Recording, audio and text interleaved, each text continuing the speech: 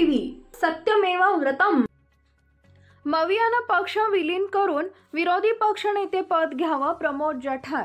उद्धव ठाकरेंना आता जर विरोधी पक्षनेते करायचं असेल तर उरली सुरलेली उबाटा त्यांनी शरदचंद्र पवार किंवा काँग्रेसमध्ये विलीन करावी। पक्ष विलीन करून विरोधी पक्षनेते पद घ्यावं। मुख्यमंत्री पदावरून महायुतीमध्ये कुठलाही वाद नाही। महायुतीचे न्यायाधीश हे दिल्लीत बसतात। दिल्लीतला न्यायाधीश जे निर्णय देतील ते महायुतीला मान्य असेल।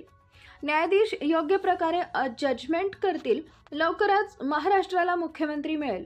जनतेनं भरभरून दिलेले 60 आमदार सांभाळता आले नाही, त्यांच्या पदरी शेवटी 20 आले।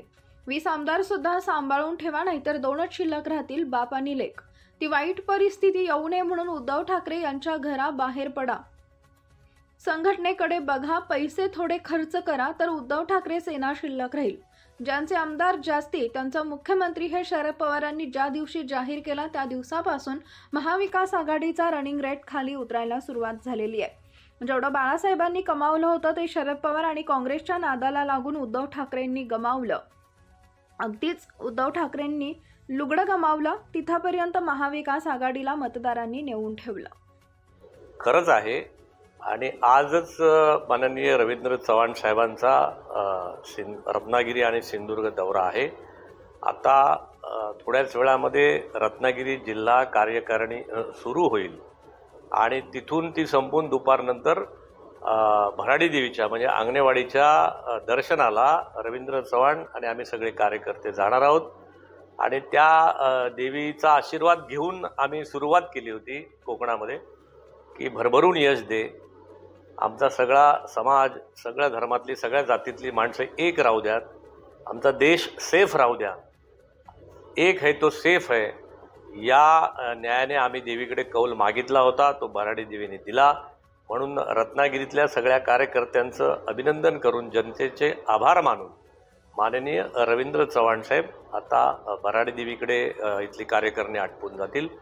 आणि आपण म्हणालात तसं पालघरपासून त्या सिंधुदुर्गाच्या बांद्यापर्यंत, सावंतवाडीपर्यंत जे काही यश महायुतीला दिलेलं आणि अख्ख्या महाराष्ट्रामध्ये न भूतो भविष्यातलं माहीत नाही मला, पण भविष्यात याच्यापेक्षा आणखीन जागा आमच्या पुढच्या 5 वर्षानंतर येतील, पण कधी भूतकाळात कधीही यश कोणालाही मिळालं नाही एवढं भरभरून यश महायुतीच्या पदरात दिलं। माननीय मुख्यमंत्री एकनाथजी शिंदे, माननीय देवेंद्रजी फडणवीस, माननीय अजितदादा पवार यांनी जो अख्खा महाराष्ट्र पादाक्रांत केला आणि नुसत्या घोषणा केल्या नाहीत तर देवेंद्र फडणवीस साहेबांचा मागच्या 5 वर्षातला मुख्यमंत्री पदाचा अनुभव हा माननीय मुख्यमंत्री एकनाथजी शिंदेना सपोर्टिव्ह मिळाला। आणि त्या 5 वर्षाचा अनुभव आणि त्याच्यातून मग पुढच्या 2.5 वर्षाची यशस्वी कारकीर्द नुसती आश्वासन नाही तर अंमलबजावणी सुद्धा झाली हे जनतेने पाहिलं। म्हणजे अगदी लाडक्या बहिणीपासून त्या आणखीन अनेक योजना नुसती घोषणा नाही तर अंमलबजावणी, direct benefit transfer to their accounts, हे जे झालं याने जवळजवळ महाराष्ट्रातली 5% मतं ही महायुतीच्या पारड्यामध्ये फिरली। आणि आज जो तुम्हाला 200-225 पेक्षा जास्त आमदार महायुतीकडे आलेले दिसतात ते त्याचं कारण आहे क्रमांक 1। क्रमांक 2, जर जसं आमचं यशाची गणितं अनेक आहेत, यशाचे आमच्या अनेक गोष्टी आहेत, तसे महाविकास आघाडीचं फेल्युअरला सुद्धा काही कारण आहेत। त्याच्यातलं एक मोठं कारण म्हणजे त्यांनी ज्यांची संख्या जास्त होईल आमदारांची त्यांच्याकडे मुख्यमंत्रीपद जाईल हे ज्या दिवशी शरदचंद्रजी पवार यांनी जाहीर केलं त्याच दिवशी महाविकास आघाडीचा जो काही रेट आहे, रनिंग रेट आहे, तो खाली कोसळत गेला।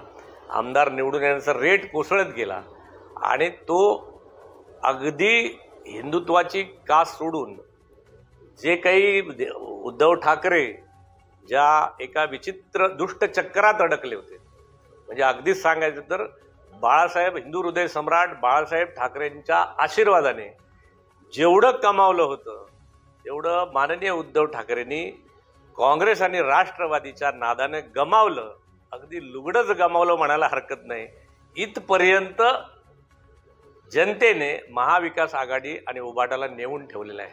म्हणजे अगदीच लेले साहेब म्हणायचं असेल तर विधानसभेमध्ये विरोधी पक्षनेतासुद्धा येणं आता कठीण आहे. परंतु माझी तुमच्या माध्यमातून त्यांना एक विनंती आहे की आता ज्याप्रमाणे बाळासाहेब ठाकरेंनी सांगितलं होतं, माननीय हिंदू हृदय सम्राट बाळासाहेब ठाकरेंनी सांगितलं होतं, ज्या दिवशी माझी शिवसेना काँग्रेसबरोबर जाईल त्या दिवशी त्याचं मी म्हणजे ते दुकान बंद करेन.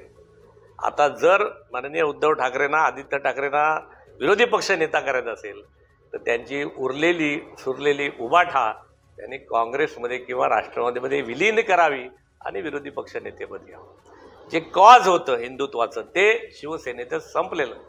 त्यामुळे उभाटा आता ठेवण्याची काही गरज नाही. शिवसेना खरी कुठली, राष्ट्रवादी खरी कुठली, जनतेने निर्णय दिलेला आहे. त्यामुळे या सगळ्या गोष्टी महाविकास आघाडीच्या अपयशाला कारणीभूत झाल्या. मी सगळ्या जनतेचे, भावांचे पण, शेतकऱ्यांचे पण आणि लाडक्या बहिणींचे पण, पत्रकारांचे पण, सगळ्यांचेच मी महायुतीच्या, भारतीय जनता पक्ष महायुतीच्या माध्यमातून आभार मानतो. एवढं नक्की. मला बिलकुल वाटत नाही की याच्यामध्ये कुठल्याही प्रकारचं डिस्प्यूट होईल. कारण हे आमचे तिन्ही पक्ष या ठिकाणी जिल्ह्यामध्ये असले तरी यांचे जज दिल्लीत बसतात आणि एकदा जज जो निर्णय दिल्लीतला देतात तो सगळ्यांना मान्य करावं लागतं. म्हणजे महाविकास आघाडीचं कोर्ट हे जजलेस कोर्ट होतं, परंतु महायुतीचं कोर्ट हे याला दिल्लीत जज बसतात. माननीय मोदी साहेब बसतात, माननीय अमित शहा बसतात. म्हणून जज बसतात ते शेवटी योग्य प्रकारे जजमेंट करतील आणि लवकरच महाराष्ट्राला त्या ठिकाणी मुख्यमंत्री होतील.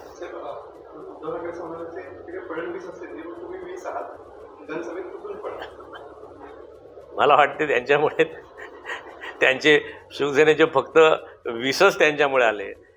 ज्यांना जनतेने भरभरून दिलेले 60 सांभाळता आले नाहीत त्यांच्या पदरी शेवटी 20 आले. आता ते 20 सुद्धा सांभाळून ठेवा, नाही तर 20तले 0 जाईल आणि 2च शिल्लक राहतील बापलेख. त्यामुळे ती वाईट परिस्थिती येऊ नये म्हणून माझी उद्धवजींना पण विनंती आहे, थोडं घराच्या बाहेर पडा, थोडं संघटनेकडे बघा, थोडं कार्यकर्त्यांकडे बघा, पैसे थोडे खर्च करा जे काही कमवले आहेत ते, तर उभाटा शिल्लक राहील. एवढी माझी विनंती त्यांना एक छोटासा कार्यकर्ता म्हणून आहे. धन्यवाद.